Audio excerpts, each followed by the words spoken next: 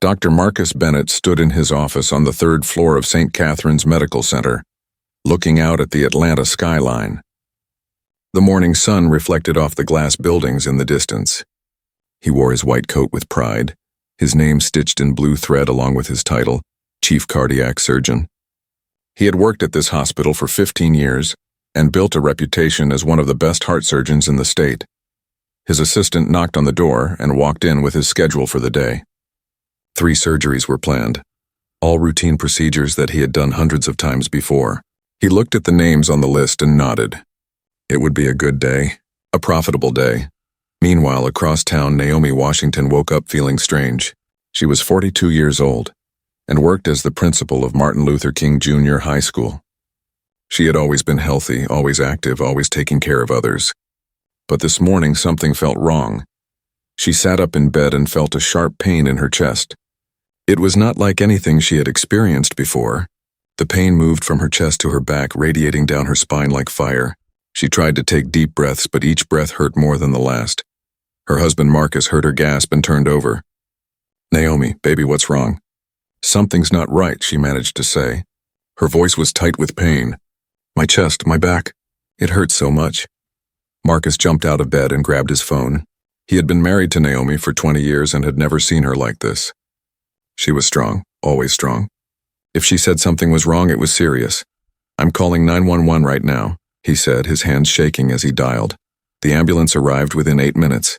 The paramedics took one look at Naomi and knew they had to move fast. Her blood pressure was dangerously high in one arm and low in the other. Her skin was pale and covered in sweat. These were classic signs of something very bad. "Ma'am, we need to get you to the hospital right away," one paramedic said as they lifted her onto the stretcher. At St. Catherine's Medical Center, the emergency room was already busy. Dr. Sarah Chen had been on shift since 6 in the morning, treating everything from broken bones to heart attacks. She was a skilled emergency doctor who had trained at some of the best hospitals in the country. When the paramedics wheeled Naomi in, Dr. Chen took one look at her and felt her stomach drop. "Get me a CT scan immediately," Dr. Chen ordered the nurses. "I think we're looking at an aortic dissection." An aortic dissection was one of the most dangerous heart emergencies. It happened when the inner layer of the aorta, the body's main artery, tore. Blood could then flow between the layers of the artery wall, causing it to split. Without immediate surgery, most patients died within hours or even minutes. The CT scan confirmed Dr. Chen's suspicion. The images showed a large tear in Naomi's aorta. This was a type A dissection, the most dangerous kind. It required emergency surgery, and it required it now.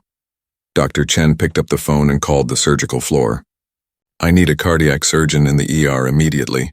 I have a 42-year-old female with a type A aortic dissection. She needs surgery in the next hour or she won't make it." The nurse on the other end checked the schedule. "Dr. Bennett is available. He just finished rounds. I'll page him now." Dr. Chen felt a small wave of relief. Dr. Bennett was supposed to be one of the best. If anyone could save Naomi's life, it should be him. Dr. Bennett received the page while reviewing patient files in his office. He read the message and sighed. An emergency case would disrupt his schedule. He walked down to the emergency room, taking his time, stopping to chat with a colleague about golf in the hallway. When he finally arrived in the ER, Dr. Chen met him at Naomi's bedside. "Dr. Bennett, thank you for coming so quickly. This is Naomi Washington, 42 years old, previously healthy. She came in with severe chest and back pain. CT shows a type A aortic dissection with significant tear. She needs immediate surgical intervention." Dr. Bennett looked at the patient lying on the bed. He saw Naomi's dark skin, her natural hair spread across the white pillow. He glanced at her chart, noting her name, her age, her insurance information. Then he looked at the CT images on the screen. He said, studying the scans for a moment. "I don't think she's a good surgical candidate." Dr. Chen blinked in surprise. "I'm sorry, what?" "Dr. Bennett, she has a type A dissection. Without surgery, she'll die." "I understand your concern, Dr. Chen," Dr. Bennett said in a calm voice. "But looking at her overall presentation, I don't believe surgery is the right choice. We should try medical management first. Control her blood pressure, monitor her, see how she responds." "Medical management?" Dr. Chen could not believe what she was hearing.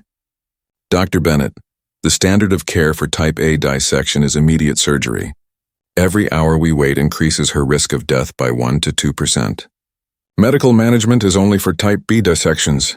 Dr. Bennett closed the chart with a snap. I've been doing this for 20 years, Dr. Chen. I know what I'm looking at. This patient has multiple risk factors that make her unsuitable for surgery at this time. My professional opinion is that surgery would do more harm than good. What risk factors? Dr. Chen asked, trying to keep her voice steady. She looked at Naomi's chart again. The woman was healthy, had no other medical conditions, took no medications. She was an ideal surgical candidate except for the fact that she had a torn aorta that would kill her. That's my medical judgment, Dr. Bennett said coldly. Now if you'll excuse me, I have other patients to attend to. He turned and walked away, his footsteps echoing on the tile floor. Dr. Chen stood there, stunned, watching him leave. Naomi lay on the bed, her eyes closed, her breathing shallow. Her husband Marcus stood in the corner of the room, his face filled with fear. Doctor? Marcus said quietly. Is my wife going to be okay? Dr. Chen did not know what to say. She had just watched a surgeon refuse to operate on a dying patient for no medical reason that made any sense. She looked at Naomi's monitor. Her blood pressure was still unstable. Her heart rate was climbing. Let me make some calls, Dr. Chen finally said. I'm going to find another surgeon. As Dr. Bennett walked back to his office, he felt satisfied with his decision. He had learned long ago to trust his instincts about which patients were worth his time and which ones were not. He had a reputation to protect, after all. Success rates mattered, and something about this case just did not feel right to him. Back in the ER, Dr. Chen was frantically calling every cardiac surgeon she could reach. Naomi's condition was getting worse by the minute. They were running out of time, and Dr. Chen knew that every second counted. She refused to let this patient die, not on her watch, not like this. But as she made her calls, a terrible thought entered her mind. She had worked with Dr. Bennett for 3 years now, and thinking back, she could not remember the last time she had seen him operate on a black patient. She pushed the thought away. Surely that could not be it. Surely no doctor would let someone die because of the color of their skin. But the thought would not leave her alone. Dr. Sarah Chen's hands shook as she dialed the number for Dr. James Park. He was a cardiac surgeon at another hospital across town, but she knew he sometimes took emergency cases at St. Catherine's. She prayed he would answer. Dr. Park speaking, came the voice on the other end. James, it's Sarah Chen at St. Catherine's. I have a 42-year-old woman with a type A aortic dissection. She needs surgery right now and I need your help. There was a pause. Where's Bennett? He's your cardiac surgeon on call today. He refused to operate, Sarah said, her voice tight. He said she's not a good surgical candidate, but James, she's perfect for surgery. Healthy, no other conditions, just this dissection. I don't understand his reasoning. Dr. Park was quiet for a moment. Then he said, I'm 20 minutes away. Get her prepped. I'm coming now. Sarah felt tears of relief spring to her eyes. Thank you. Thank you so much. She hung up and immediately went back to Naomi's bedside. The nurses were already working, starting IV lines, preparing medications, getting ready for surgery. Naomi's eyes fluttered open. Am I going to die? Naomi asked weakly. Sarah took her hand. No. We have another surgeon coming. He's going to take care of you. You just need to hold on a little longer. Marcus, Naomi's husband, stepped closer. Why wouldn't the first doctor help her? I don't understand. Sarah did not have an answer for him. Not one that made sense anyway. Dr. Park arrived in 18 minutes. He ran into the ER still wearing his jacket from outside. He went straight to the CT images and studied them for less than 30 seconds. This is clear cut, he said. This needs immediate repair. How long has she been here? 2 hours, Sarah said quietly. Dr. Park's jaw tightened. 2 hours was a dangerous amount of time to wait with a type A dissection. Let's move now. The surgical team rushed Naomi to the operating room. Marcus watched them wheel his wife away, not knowing if he would see her alive again. Sarah stayed with him, sitting in the waiting room, unable to shake the terrible feeling in her gut. The surgery took 6 hours. Dr. Park worked carefully, repairing the torn aorta and replacing the damaged section with a synthetic graft. It was complicated, delicate work, but he was skilled and his team was good. When he finally closed up and checked Naomi's vital signs, he felt satisfied. She would survive. He found Marcus in the waiting room and gave him the good news. Then he went to find Sarah. She made it, Dr. Park said. But Sarah, another hour and we would have lost her. That dissection was extensive. Why did Bennett refuse this case? Sarah shook her head. He said she wasn't a good surgical candidate. But I've looked at her chart 100 times. There's no medical reason to refuse. Dr. Park's expression darkened. I'm going to document this. The delay could have killed her. Bennett needs to explain his decision. After Dr. Park left, Sarah sat alone in the doctor's lounge. She could not stop thinking about what had happened. She opened her laptop and logged into the hospital's medical record system. She knew what she was about to do could get her in trouble, but she had to know. She started searching through Dr. Bennett's surgical cases from the past 3 years. She filtered them by procedure type, looking specifically at cardiac emergencies. Then she added another filter, one that made her feel sick to even type: patient race. The numbers that appeared on her screen made her blood run cold. In the past 3 years, Dr. Bennett had been consulted on 68 cardiac emergency cases. Of those, 42 patients were white and 26 were black. Dr. Bennett had agreed to operate on 40 of the white patients. That was 95%, but he had only agreed to operate on 11 of the black patients. That was 42%. Sarah sat back in her chair staring at the screen. The numbers were clear. The pattern was undeniable. Dr. Bennett was refusing to treat black patients at more than twice the rate he refused white patients. She thought about all those patients he had turned away. Where had they gone? Had other surgeons saved them? Or had some of them died waiting for care? Sarah heard footsteps in the hallway and quickly closed her laptop. She could not let anyone know what she had found, not yet. She needed to think about what to do with this information.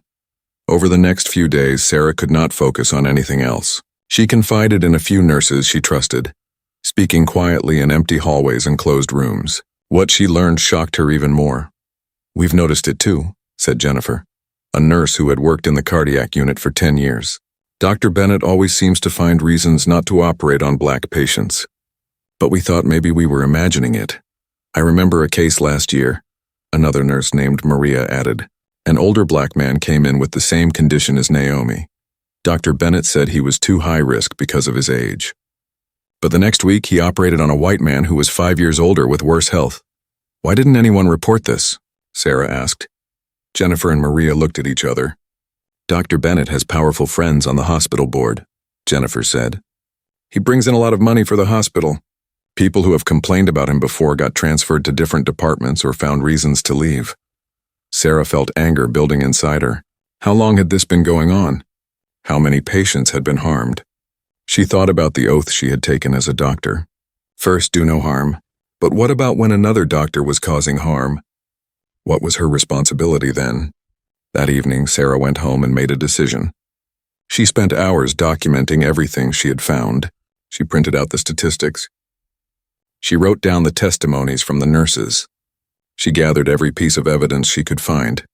The next morning, she walked into the office of Dr. Patricia Hughes, the head of the hospital's ethics committee. Dr. Hughes was a respected older physician who had been at St. Catherine's for 30 years. "Dr. Chen," Patricia said, looking surprised. "What can I do for you?" Sarah placed a thick folder on the desk. "I need to file a formal complaint against Dr. Marcus Bennett." Patricia's expression became serious. She opened the folder and began reading. As she went through page after page of statistics, case notes, and witness statements, her face grew pale. "This is very serious," Patricia said finally. "These are serious allegations, Sarah. Do you understand what you're doing? Dr. Bennett will fight this. He has influence in this hospital." "I know," Sarah said, "but I also know that Naomi Washington almost died because he refused to treat her. And she's not the only one. This has been going on for years." Patricia closed the folder and looked at Sarah with respect. "You're a brave person, Dr. Chen. Give me a few days to review this thoroughly. I'll need to bring this to the full ethics committee." Sarah left the office feeling both relieved and terrified. She had started something that could not be stopped now. Meanwhile, Naomi was recovering in the ICU. She had survived the surgery, but she was weak. Dr. Park visited her every day, checking her progress. On the 3rd day after surgery, Naomi was strong enough to ask questions. "Dr. Park," she said, her voice still hoarse from the breathing tube, "can you tell me what happened? Why didn't the first doctor operate on me?" Dr. Park hesitated. He did not want to upset his patient while she was recovering. But he also believed she deserved the truth. Dr. Bennett said you weren't a good surgical candidate, but I disagreed with his assessment. Your surgery was successful and you're going to make a full recovery. Naomi closed her eyes. She was a smart woman. She had been a principal for 15 years and had dealt with every kind of discrimination in her career. She understood exactly what Dr. Park was not saying. It was because I'm black, wasn't it? She asked quietly. Dr. Park did not answer directly. I can't speak to Dr. Bennett's motivations, but I can tell you that there was no medical reason for him to refuse your case. When Naomi's sister Maya came to visit later that day, Naomi told her everything. Maya was a nurse at another hospital in Atlanta. She listened to the story with growing anger. I'm going to look into this doctor, Maya said. If he did this to you, he's probably done it to others. That evening, Maya went home and started searching online. She typed Dr. Marcus Bennett's name into search engines. She checked medical review sites, hospital forums, anywhere patients might leave complaints. What she found made her sick. There were dozens of complaints from black patients and their families. Stories about being refused treatment, being treated rudely, being dismissed when they complained of pain. The pattern was clear to anyone who looked. Maya printed out every complaint she could find. She brought them to Naomi's hospital room the next day. Naomi read through them slowly, her heart sinking with each page. We have to do something, Naomi said. If we don't speak up, this will keep happening. But even as she said it, Naomi felt afraid. She was tired. She had just survived major surgery.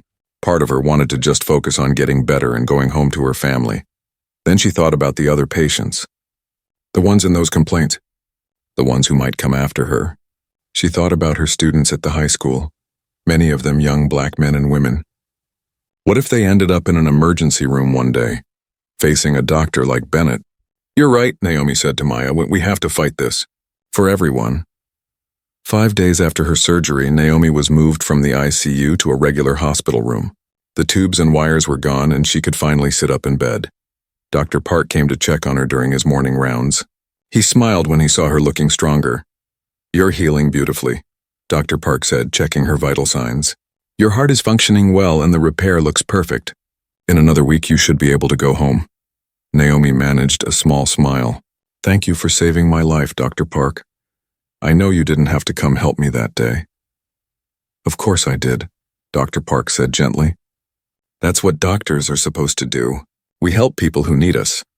After he left, Naomi sat in her bed thinking about those words. That's what doctors are supposed to do. But Dr. Bennett had not helped her.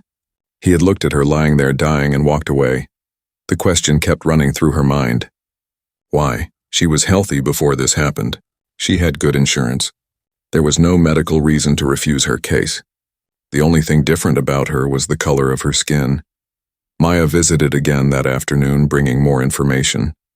She had spent days researching Dr. Bennett online and talking to people who worked at St. Catherine's Medical Center. The picture that emerged was disturbing. I found 3 families willing to talk to us, Maya said, pulling up a chair next to Naomi's bed. 3 families whose loved ones were refused treatment by Dr. Bennett. Naomi, one of them, died. Naomi felt her chest tighten. Tell me about them. Maya opened a notebook. The first case was a man named James Robinson. He was 55 years old. He came to the ER with a heart attack 2 years ago. Dr. Bennett was on call. He said James wasn't strong enough for surgery and should try medication instead. James died 3 days later. Naomi closed her eyes, feeling tears build behind her eyelids. The second case was a woman named Lisa Green. Maya continued. She needed a valve replacement. Dr. Bennett told her she should lose weight first before he would consider surgery. She went to another hospital and had the surgery there. The surgeon said there was no reason to wait. The delay could have killed her. And the third? Naomi asked quietly. A young man named Kevin Marshall. He was only 32. He had a heart defect that needed repair. Dr. Bennett said it was too risky. Kevin's family took him to Duke University Hospital. The doctors there fixed his heart and said the surgery was routine. Kevin is alive and healthy now. Naomi wiped tears from her cheeks. 3 people. 3 black people that we know about. How many others are there that we don't know about? Maya put her hand over Naomi's. I talked to a lawyer, a civil rights attorney named David Foster.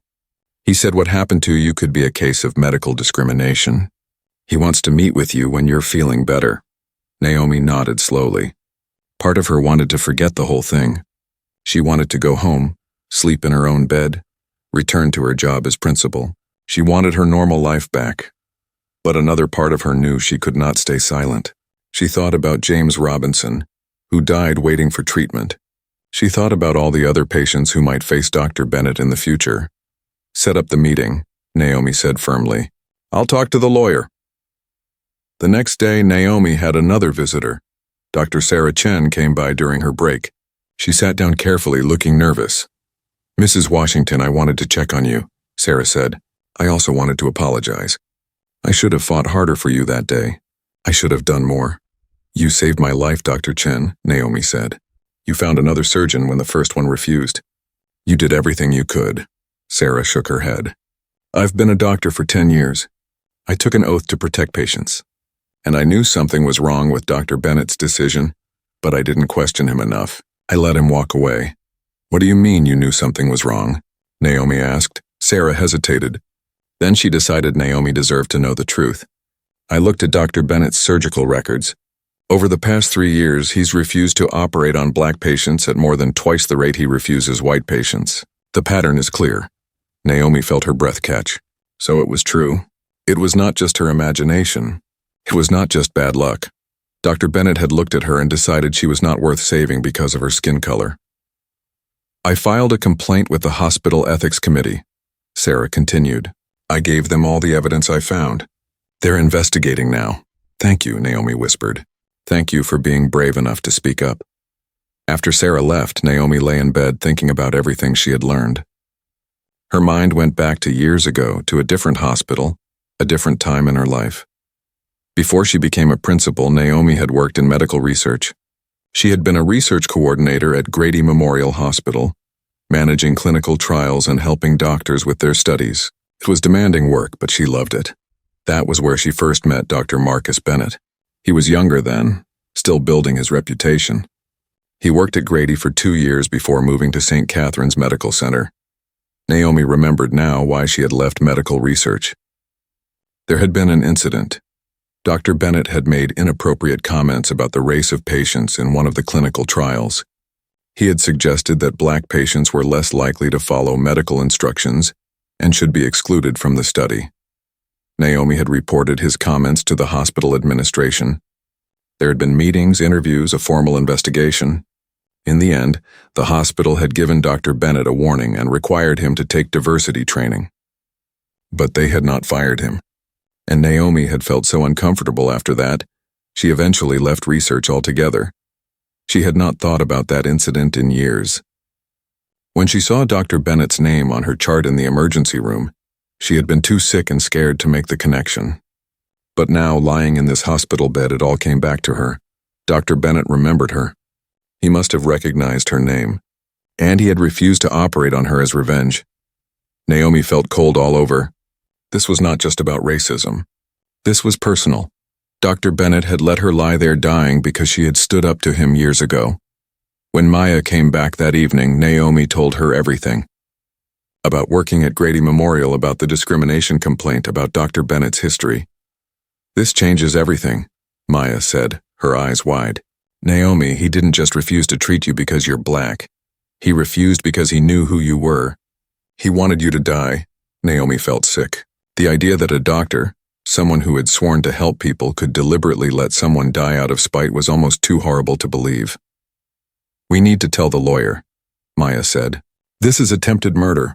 "Wait," Naomi said. "Before we do anything, I need to know something.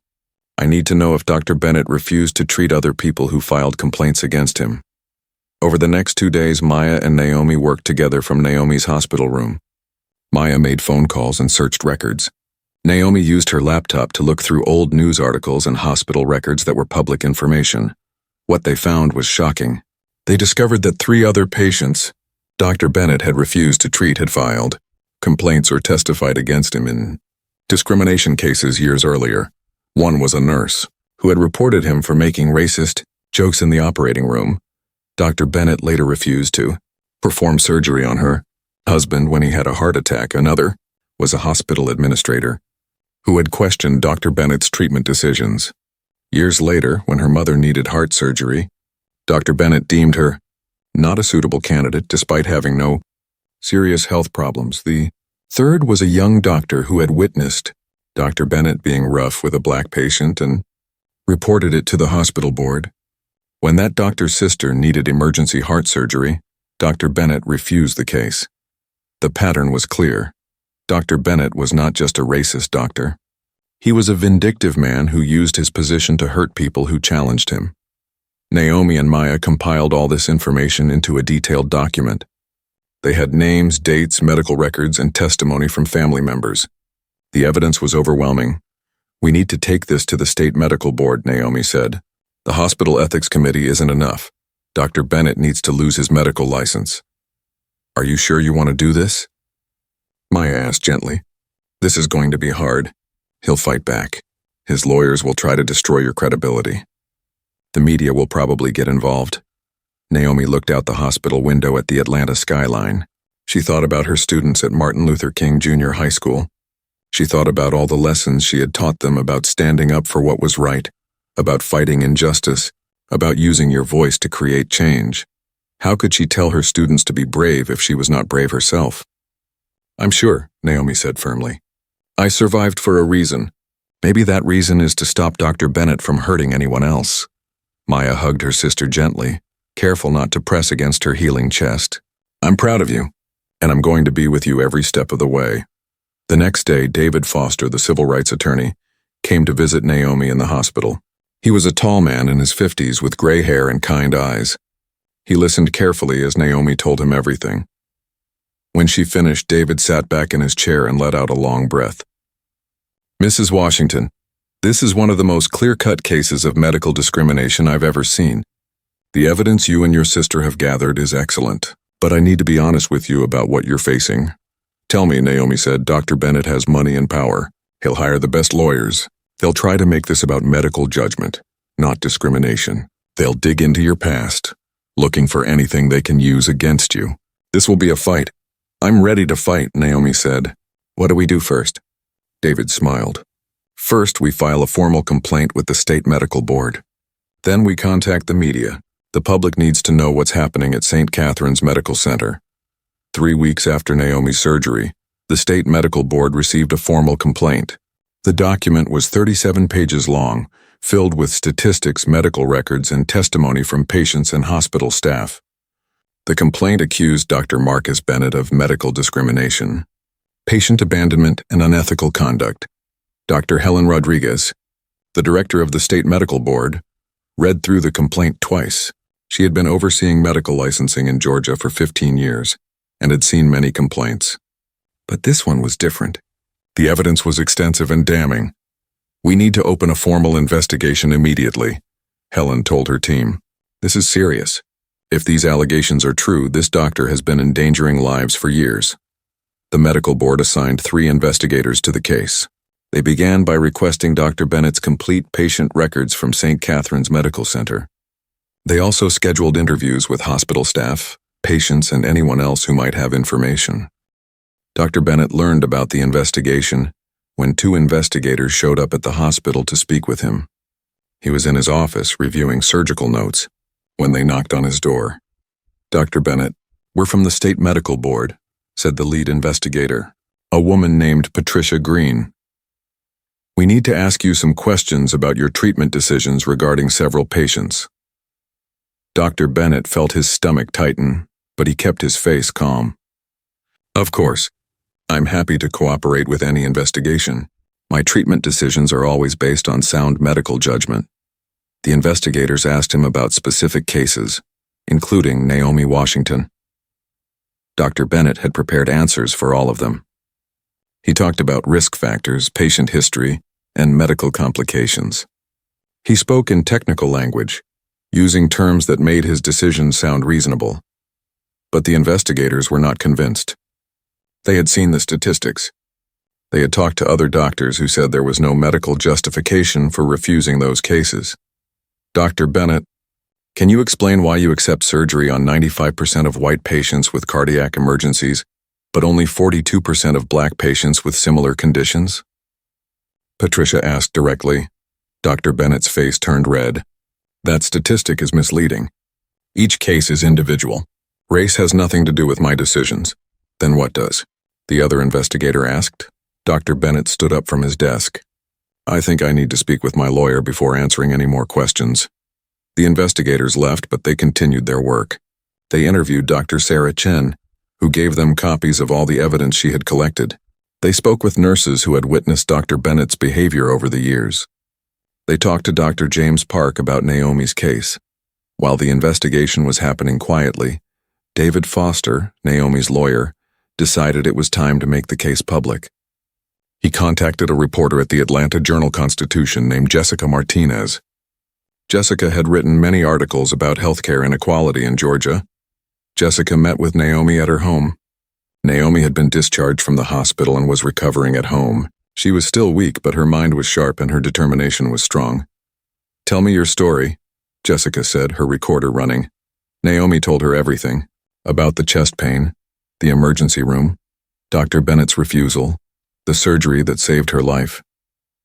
She talked about the pattern of discrimination, the other patients who had been refused treatment, and the connection to her past complaint against Dr. Bennett. Jessica listened with growing horror. This was not just a story about one doctor's bad decision. This was a story about systemic racism in healthcare, about how power and prejudice could literally kill people. The article ran on the front page of the Atlanta Journal-Constitution 3 days later. The headline read, "Prominent Atlanta surgeon accused of refusing to treat black patients." The story included Naomi's account, the statistics about Dr. Bennett's treatment patterns, and interviews with other patients who had been refused care.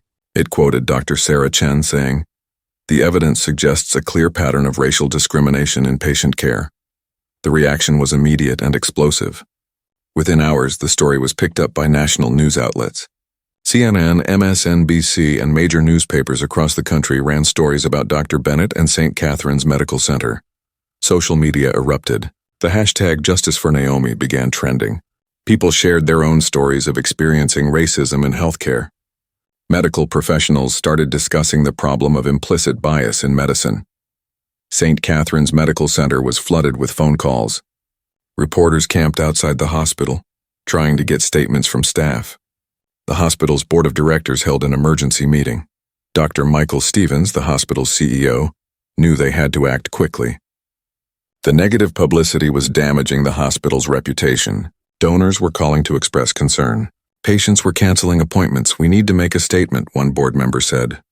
"We need to do more than make a statement," said another. "We need to take action." That evening, St. Catherine's Medical Center released a statement. "We take these allegations extremely seriously. Dr. Marcus Bennett has been placed on administrative leave pending a full investigation. We are committed to providing equal care to all patients regardless of race, ethnicity, or background." Dr. Bennett was at home when he got the call from the hospital's CEO. He was told not to come to work the next day. His surgical privileges were suspended. He was not to have any contact with patients or hospital staff. Bennett hung up the phone in shock. He had been at St. Catherine's for 15 years.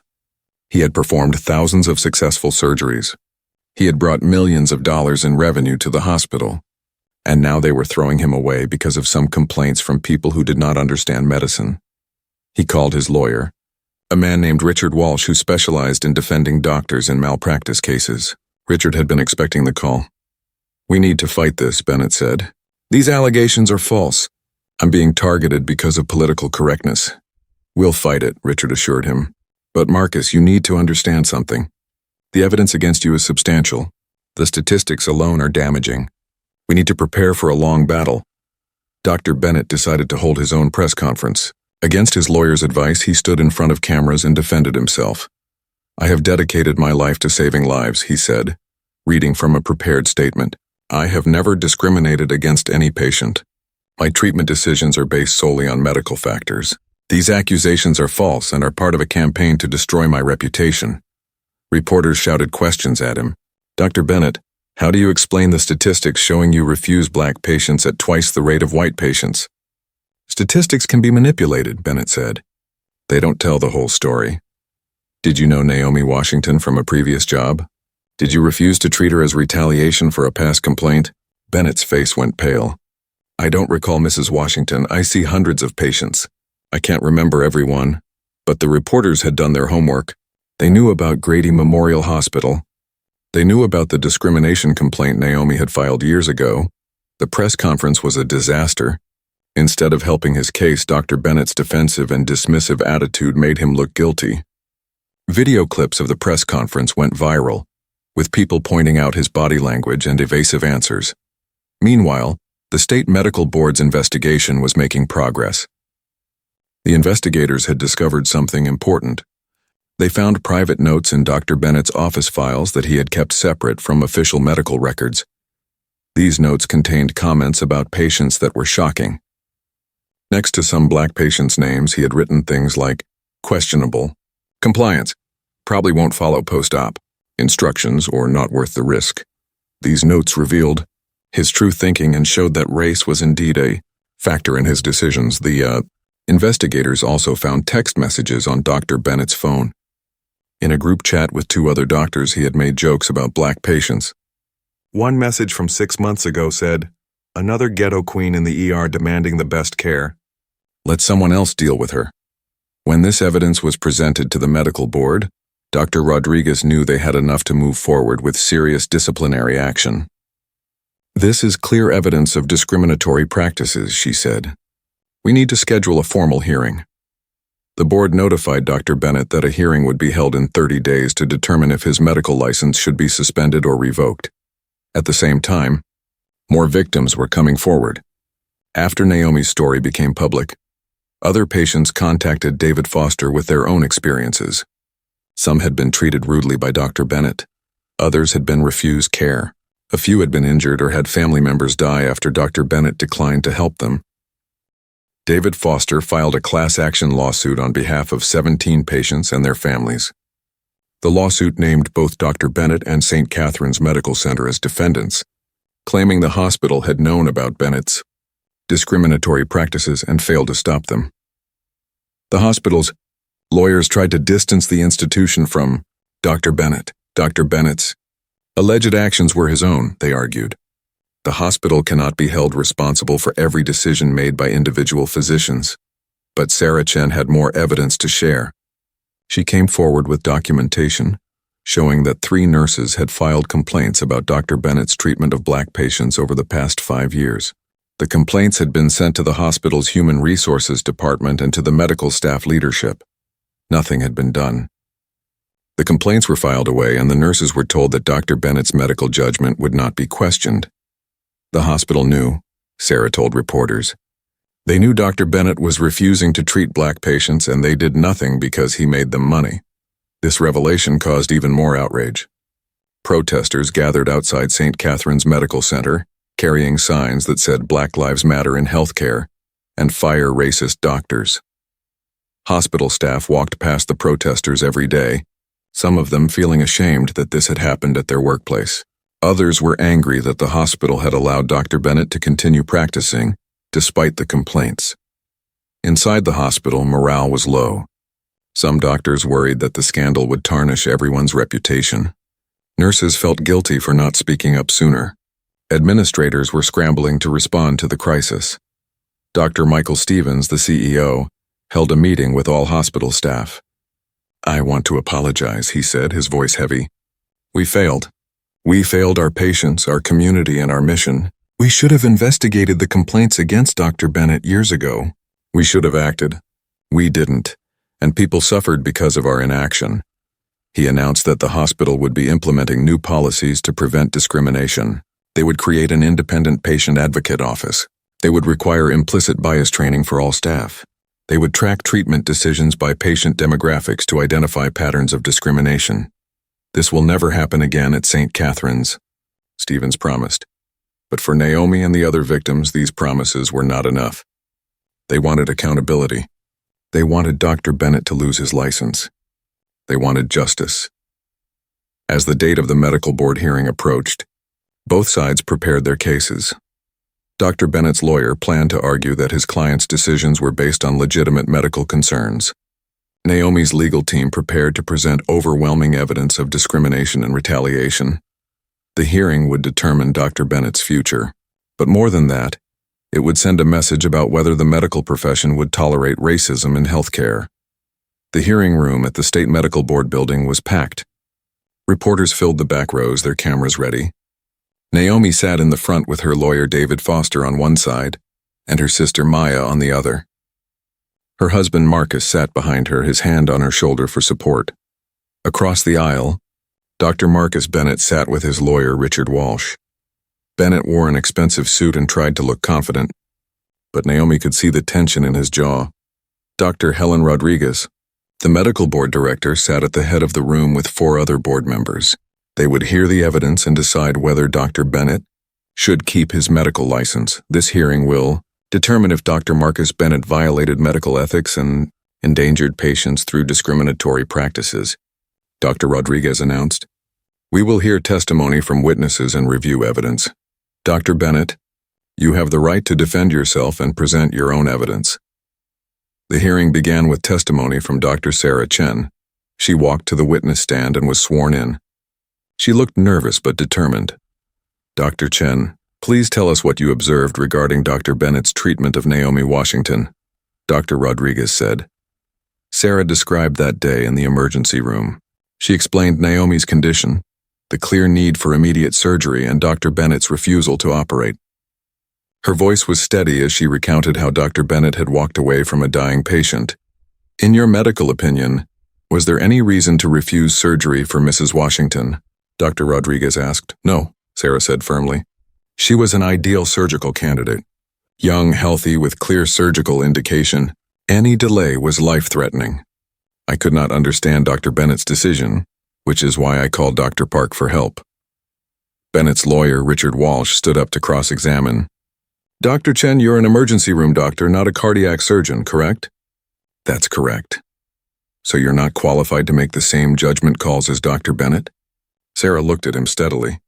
"I'm qualified to recognize when a patient needs emergency cardiac surgery, and I'm qualified to know that race should never be a factor in that decision." Walsh tried another approach. "Isn't it true that you and Dr. Bennett have had disagreements in the past?"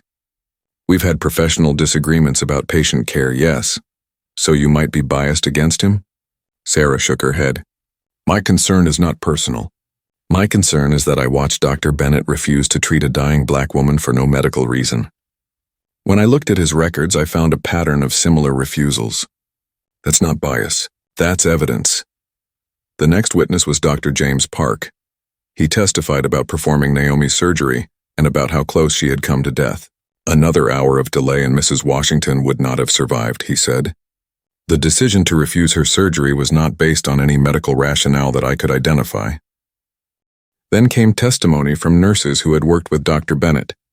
Jennifer, the nurse who had worked in the cardiac unit for 10 years, testified about the pattern she had observed. "I noticed that Dr. Bennett would find reasons not to operate on black patients," she said. "He would say they were too high risk, or that they wouldn't follow instructions, or that they should try medication first. But then he would operate on white patients with worse health conditions." "Did you report these concerns?" Dr. Rodriguez asked. Jennifer looked down at her hands. "I did, 3 times over 5 years. I filed written complaints with hospital administration. Nothing happened. I was told that Dr. Bennett's medical judgment would not be questioned." This testimony was crucial. It showed that the hospital had known about the problem and done nothing. The medical board then presented the statistical evidence that Sarah had compiled. The numbers were displayed on a large screen for everyone to see.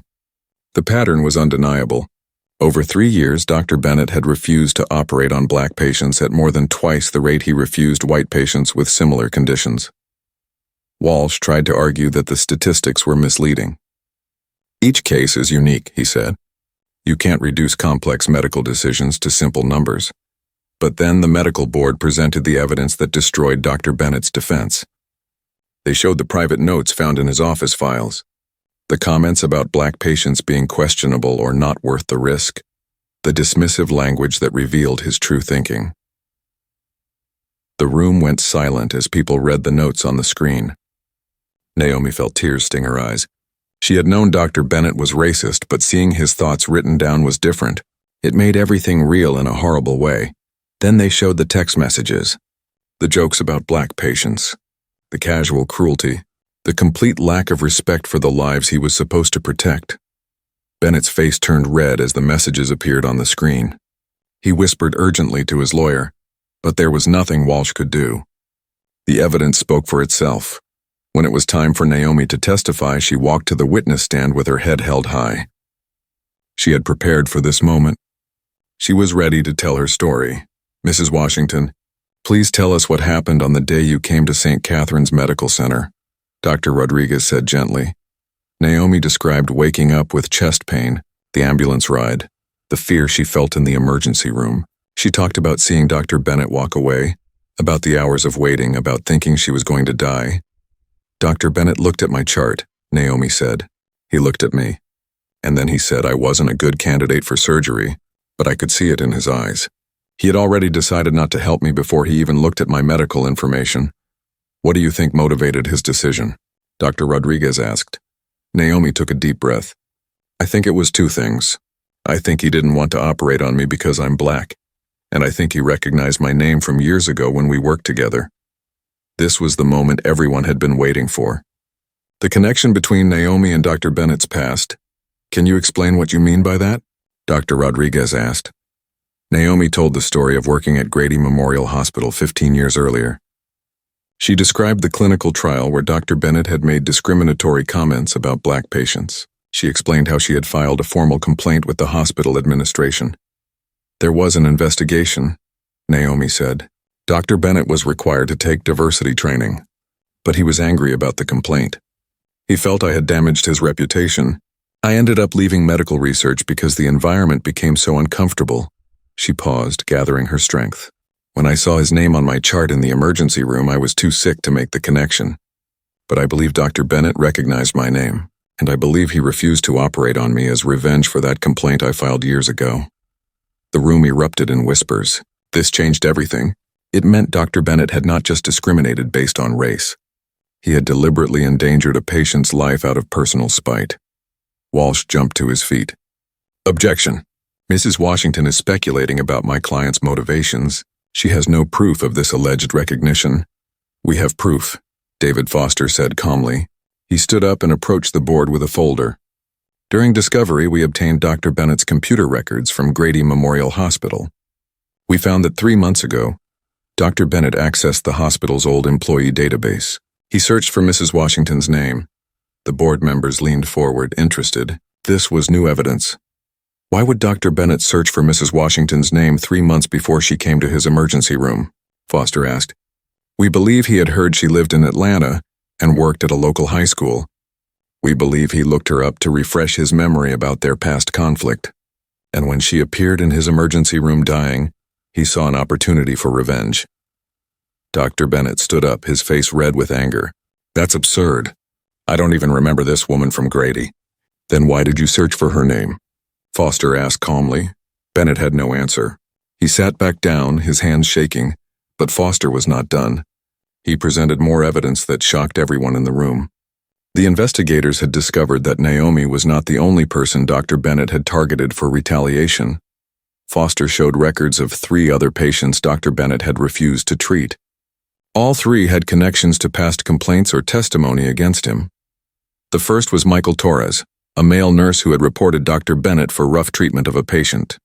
Years later, when Michael's wife needed emergency heart surgery, Dr. Bennett refused the case, claiming it was too risky. Another surgeon performed the operation successfully. The second was Patricia Odom, a hospital administrator who had questioned Dr. Bennett's billing practices. When her elderly mother needed valve replacement surgery, Dr. Bennett said she was too old and frail. The family took her to another hospital where she had successful surgery and lived another 5 years. The third was Dr. William Reed, a young physician who had witnessed Dr. Bennett being cruel to a black patient and reported it to the hospital board. When William's younger sister needed emergency surgery for a heart defect, Dr. Bennett refused, saying the surgery was too dangerous. The family went to Duke University Hospital where surgeons fixed the defect and called it a routine procedure. "Dr. Bennett has a pattern," Foster said. "He remembers people who challenge him. He holds grudges, and he uses his position as a surgeon to punish them by refusing to treat their loved ones or refusing to treat them directly." The evidence was overwhelming. The board members looked at each other with grim expressions. This was worse than simple discrimination. This was a doctor weaponizing his medical authority to harm people he disliked. Dr. Rodriguez called for a recess. The board members filed out to discuss what they had heard. Naomi sat with her family feeling emotionally drained. She had told her story. She had faced Dr. Bennett. Now it was up to the board to decide. During the break, reporters surrounded David Foster asking questions. Will there be criminal charges? One reporter asked. That's up to the district attorney, Foster said. But we believe Dr. Bennett's actions go beyond medical negligence. He deliberately endangered lives. That could be criminal. When the hearing resumed, Dr. Bennett's lawyer made a desperate final argument. My client has performed thousands of successful surgeries, Walsh said. He has saved countless lives. His record speaks for itself. Yes, he may have made some questionable decisions. Yes, he may have written some inappropriate comments in private notes, but that doesn't mean he should lose his license and his career. But when Dr. Rodriguez spoke, her voice was firm. Dr. Bennett, we have heard extensive evidence that you discriminated against patients based on race. We have seen evidence that you refused to treat patients as retaliation for past complaints against you. We have reviewed your private notes and text messages that reveal deep-seated prejudice. This is not about one bad decision. This is about a pattern of unethical conduct that endangered lives. She looked at the other board members. They all nodded. The board will make its final decision within 1 week, Dr. Rodriguez said. Until then, Dr. Bennett's suspension from practice will continue. The hearing ended. Naomi walked out of the building surrounded by her family and her lawyer. Reporters shouted questions, but she just smiled and said, I trust the medical board to do the right thing. As she got into the car, Naomi felt a sense of relief. She had told her truth. She had faced the man who tried to let her die. Whatever happened next, she knew she had done everything she could to stop Dr. Bennett from hurting anyone else. Then came testimony from nurses who had worked with Dr. Bennett. Jennifer, the nurse who had worked in the cardiac unit for 10 years, testified about the pattern she had observed. I noticed that Dr. Bennett would find reasons not to operate on black patients, she said. He would say they were too high risk, or that they wouldn't follow instructions, or that they should try medication first. But then he would operate on white patients with worse health conditions. Did you report these concerns? Dr. Rodriguez asked. Jennifer looked down at her hands. I did, 3 times over 5 years. I filed written complaints with hospital administration. Nothing happened. I was told that Dr. Bennett's medical judgment would not be questioned. This testimony was crucial. It showed that the hospital had known about the problem and done nothing. The medical board then presented the statistical evidence that Sarah had compiled. The numbers were displayed on a large screen for everyone to see. The pattern was undeniable. Over 3 years, Dr. Bennett had refused to operate on black patients at more than twice the rate he refused white patients with similar conditions. Walsh tried to argue that the statistics were misleading. Each case is unique, he said. You can't reduce complex medical decisions to simple numbers. But then the medical board presented the evidence that destroyed Dr. Bennett's defense. They showed the private notes found in his office files, the comments about black patients being questionable or not worth the risk, the dismissive language that revealed his true thinking. The room went silent as people read the notes on the screen. Naomi felt tears sting her eyes. She had known Dr. Bennett was racist, but seeing his thoughts written down was different. It made everything real in a horrible way. Then they showed the text messages, the jokes about black patients, the casual cruelty, the complete lack of respect for the lives he was supposed to protect. Bennett's face turned red as the messages appeared on the screen. He whispered urgently to his lawyer, but there was nothing Walsh could do. The evidence spoke for itself. When it was time for Naomi to testify, she walked to the witness stand with her head held high. She had prepared for this moment. She was ready to tell her story. Mrs. Washington, please tell us what happened on the day you came to St. Catherine's Medical Center, Dr. Rodriguez said gently. Naomi described waking up with chest pain, the ambulance ride, the fear she felt in the emergency room. She talked about seeing Dr. Bennett walk away, about the hours of waiting, about thinking she was going to die. Dr. Bennett looked at my chart, Naomi said. He looked at me. And then he said I wasn't a good candidate for surgery, but I could see it in his eyes. He had already decided not to help me before he even looked at my medical information. What do you think motivated his decision? Dr. Rodriguez asked. Naomi took a deep breath. I think it was two things.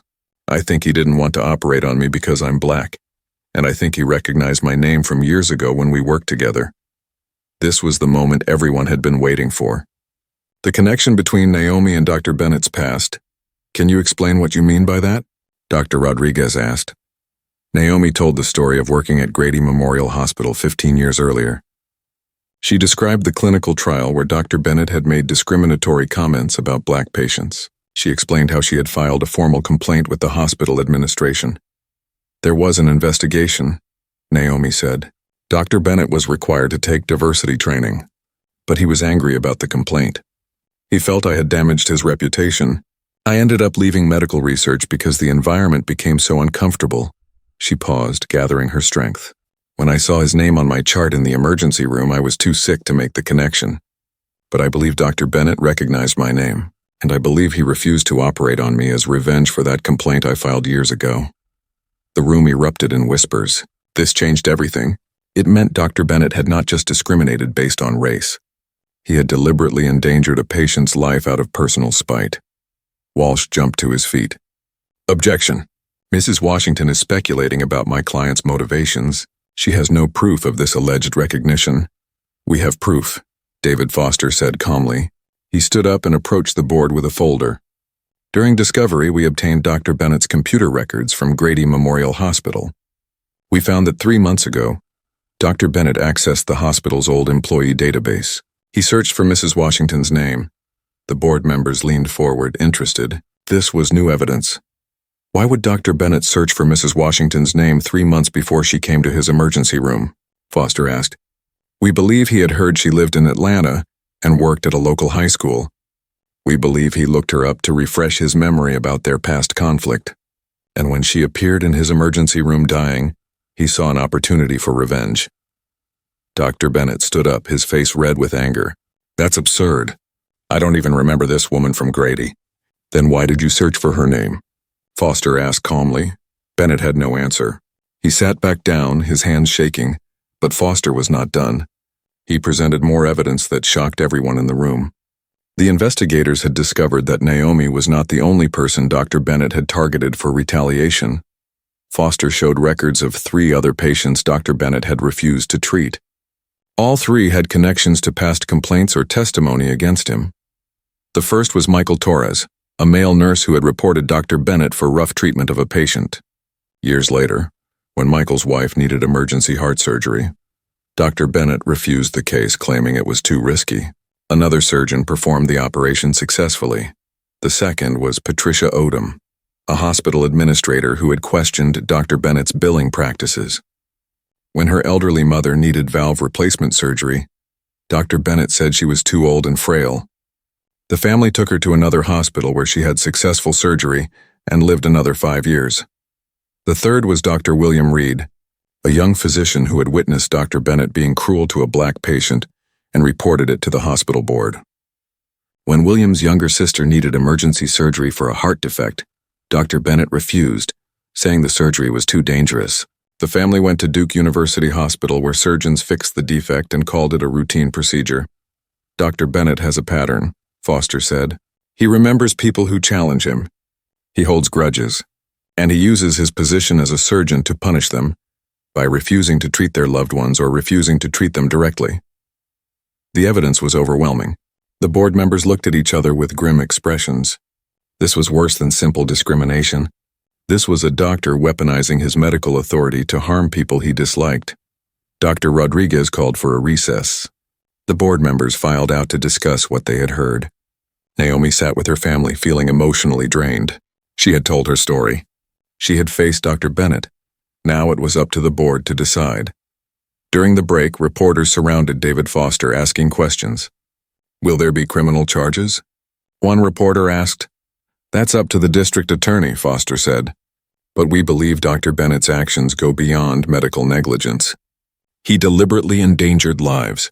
That could be criminal. When the hearing resumed, Dr. Bennett's lawyer made a desperate final argument. My client has performed thousands of successful surgeries, Walsh said. He has saved countless lives. His record speaks for itself. Yes, he may have made some questionable decisions. Yes, he may have written some inappropriate comments in private notes, but that doesn't mean he should lose his license and his career. But when Dr. Rodriguez spoke, her voice was firm. Dr. Bennett, we have heard extensive evidence that you discriminated against patients based on race. We have seen evidence that you refused to treat patients as retaliation for past complaints against you. We have reviewed your private notes and text messages that reveal deep-seated prejudice. This is not about one bad decision. This is about a pattern of unethical conduct that endangered lives. She looked at the other board members. They all nodded. The board will make its final decision within 1 week, Dr. Rodriguez said. Until then, Dr. Bennett's suspension from practice will continue. The hearing ended. Naomi walked out of the building surrounded by her family and her lawyer. Reporters shouted questions, but she just smiled and said, I trust the medical board to do the right thing. As she got into the car, Naomi felt a sense of relief. She had told her truth. She had faced the man who tried to let her die. Whatever happened next, she knew she had done everything she could to stop Dr. Bennett from hurting anyone else.